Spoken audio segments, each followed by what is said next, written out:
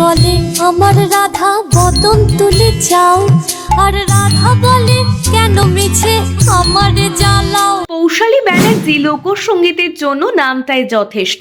বর্তমান প্রজন্মের কাছে বেশ জনপ্রিয় থাকেন সবসময়। পশ্চিমবঙ্গের কৃষ্ণনগরে 12 জানুয়ারি জন্ম নেন। বাংলার সমৃদ্ধ ঐতিহ্য এবং বৈচিত্র্যময় সাংস্কৃতিক অভিব্যক্তিতে পরিপূর্ণ একটি দেশ লোকসঙ্গীতের ভান্ডারের গর্ব করে, যা যুগে যুগে অনুরণিত হয়। বাউলের প্রাণময় সুর থেকে ভাটিয়ালির প্রাণবন্ত বিট বা মায়াময় ভাওয়াইয়া পর্যন্ত বাংলার লোকসঙ্গীতে একটি চিত্তাকর্ষক ট্র্যাপেস্টি বুনেছে, যা এর জনগণের সারমর্ম, তাদের সংগ্রাম, আনন্দ এবং আকাঙ্ক্ষাকে প্রতিফলিত করে। পৌশালী ব্যানার্জি হলেন এমন একজন প্রতিভাধর গায়িকা যিনি তার শিকড়কে কখনোই ভুলে যাননি, এবং তিনি আমাদের লোকসঙ্গীতের মনোমুগ্ধকর ঐতিহ্য এবং তাৎপর্য এবং উল্লেখ করার মতো এই অমূল্য সাংস্কৃতিক উত্তরাধিকার সংরক্ষণ এবং প্রচারের জন্য তার অক্লান্ত প্রচেষ্টার অন্বেষণ এই যাত্রায় রয়েছে। লোকসঙ্গীত একটি অমূল্য সাংস্কৃতিক ধন, যা আমাদের ইতিহাস, ঐতিহ্য এবং জীবনধারার একটি জানালা প্রদান করে।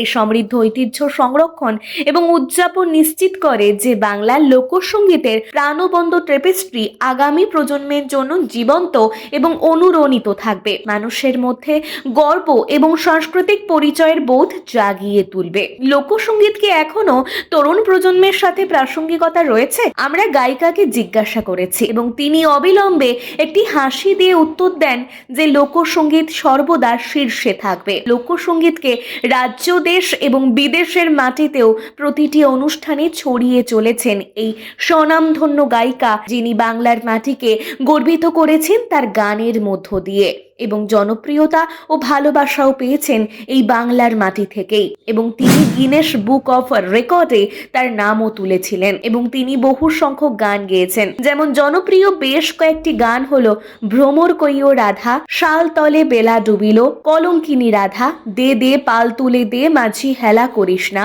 বকুল ফুল বকুল ফুল। এই গানগুলির মধ্যে আপনার পছন্দের গান কোনটি?